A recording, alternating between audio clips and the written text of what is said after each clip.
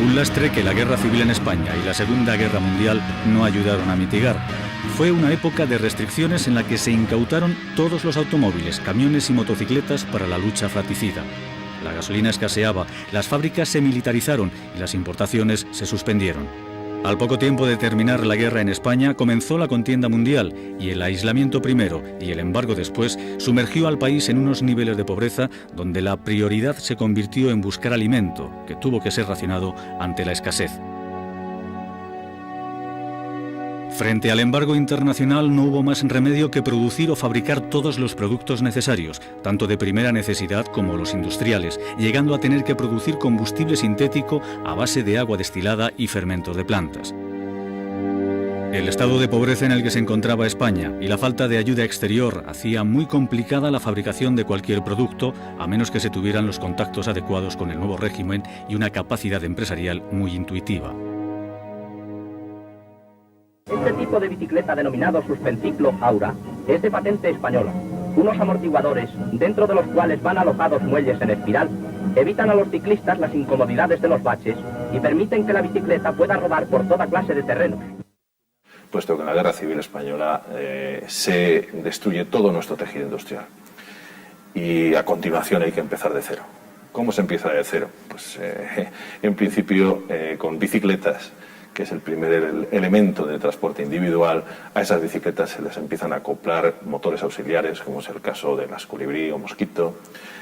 Crean un gran número de pequeños fabricantes, con unas producciones muy limitadas, porque quien hacía una bicicleta, con facilidad a esa bicicleta le podía acoplar un motor, variando un poco su chasis, etcétera, y en definitiva tener un vehículo motorizado para poder desplazarse. Los Soriano, Luis Bejarano, Manuel Giró, Pedro Permanyer, los Sangla, don Paco Bultó, Rafael Onieva, toda esa gente que andaban comprando aluminio de los cacharreros que iban por las calles comprando cacerolas viejas y eso, para con eso fundir culatas y fundir cárteres y eso. No había posibilidad de importar nada, entonces tienen un mérito enorme. Decimos que las motos de los primeros años eran malas, pero es que con aquellos mimbres bastantes cestos hacían y duraban, o sea. El tejido industrial estaba deshecho y aquí hay que crear toda una industria autónoma de producción de componentes para el mundo de la motocicleta. Pero la verdad es que tenemos un gran ingenio para crear de la nada y aparecen grandes fabricantes españoles como es FEMSA, como es Acron, como es Vetor.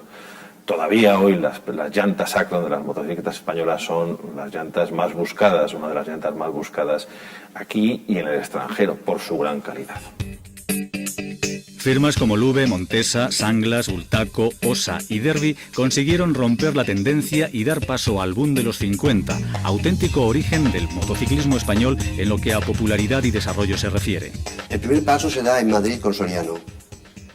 Soriano era un aristócrata español, emigrado a Francia para aprender automoción y cuando acaba la Guerra Civil Española regresa a España y junto con Marqués de Salamanca de Madrid montan la fábrica Soriano. Esta moto era muy bajita y era una copia, una reproducción de la que él había hecho en Francia para ir a cazar por los bosques. Esta moto se hace en serie regular, no va mal del todo, pero el problema tiene que es muy bajita y hay dos personas es muy complicado. Pero esta fue la primera en serie que se hizo y fue además una fábrica muy bien utillada en cuanto a medios de fabricación. Durante su estancia en el país vecino, Soriano participó en numerosas competiciones, llegando a fijar el récord mundial en 112 kilómetros por hora. Diseñó motores y vehículos como el Pedroso. Era una moto, era un engendro verdaderamente, ¿no? Dicen, nunca se confirmó, que aprovecharon las ruedas de trenes delanteros de avionetas, ¿no? Entonces una rueda de este tamaño, la moto era una enana absolutamente. Empezaron haciendo con motores hechos aquí, motor con cambio separado, pero era lo que había, y la gente las compraba. Se llegaron a fabricar más de 100 unidades, pero los fallos en el sistema eléctrico impidieron el buen funcionamiento del motor. Tras numerosas pruebas, decidieron importar los motores de 122 centímetros cúbicos de Villiers, hasta que consiguieron la patente para fabricarlos en España, sacando numerosos modelos, hasta que en 1951 la llegada de las italianas Vespa y Lambretta truncó el proyecto del scooter Puma II. Con todo, se puede incluir a Soriano entre los precursores de la fabricación de motocicletas en el país, junto a Bejarano, Permanyer, Bultó y los hermanos Sanglas.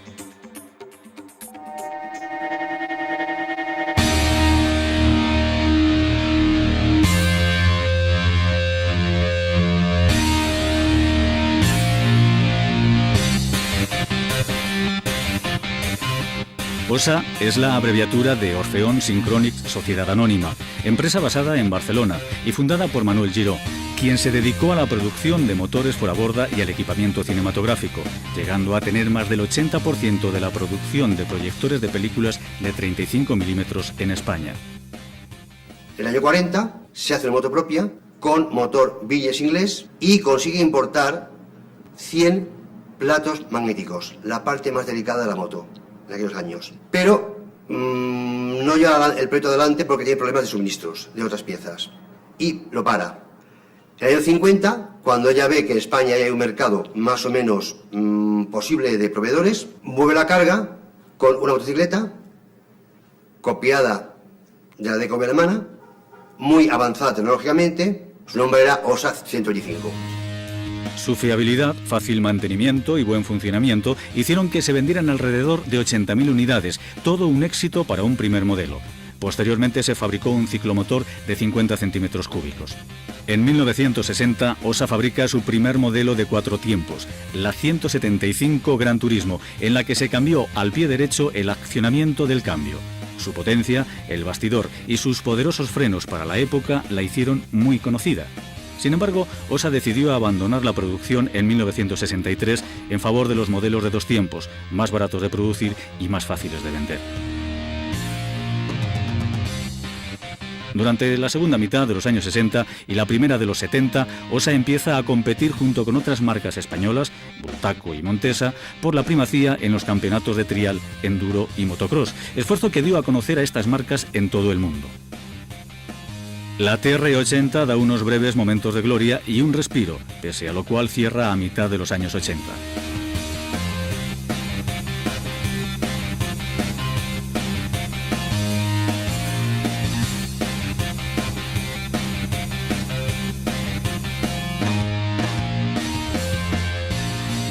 A finales de los años 20, Luis Bejarano Muga corrió con algunas de las mejores motos del momento, como la belga FN y las inglesas Rouge, Douglas y Veroset, llegando incluso en 1931 a importar las Douglas y plantearse la fabricación bajo licencia, pretensión que la guerra civil truncó de cuajo. Sobre 1943 aparece el prototipo que se llama LBM por Luis Bejarano Muga y es una copia de una Terrot francesa. Pero la serie se inaugura en 1945 más o menos. Lube, de arrancada, de inicios, supera por mucho a Montesa de Soriano, se hace la llena de mercado, es un buen diseño, va muy bien. Sobre todo a partir del año 52, cuando se une a la NSU alemana, hace una sociedad en la cual los alemanes no aportan dinero sino maquinaria muy moderna. Y Lube empieza a subir sus matriculaciones. En los 60 existía una gran rivalidad en el mercado internacional de las motos de tamaño medio. Las masivas importaciones y los desesperados intentos de Lube por introducirse en el mercado de los coches en detrimento de las motocicletas acabó por ahogar financieramente a Lube, por lo que Luis Bejarano decidió dar por finalizada su aventura en 1967 vendiendo su fábrica.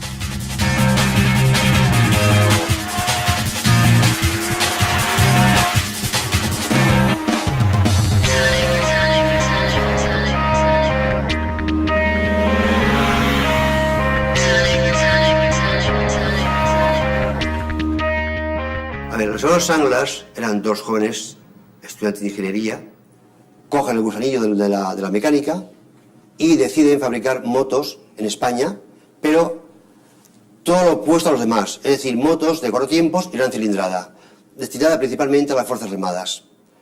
Y diseñan una moto propia, cogiendo lo mejor que hay en Europa. distribución a JS, chasis BMW, bajos de KV, es decir, lo mejor de Europa, y hace una moto propia, un diseño propio, y la moto, bien, no tiene ningún problema, va bastante bien, y aparece en el mercado en 1945.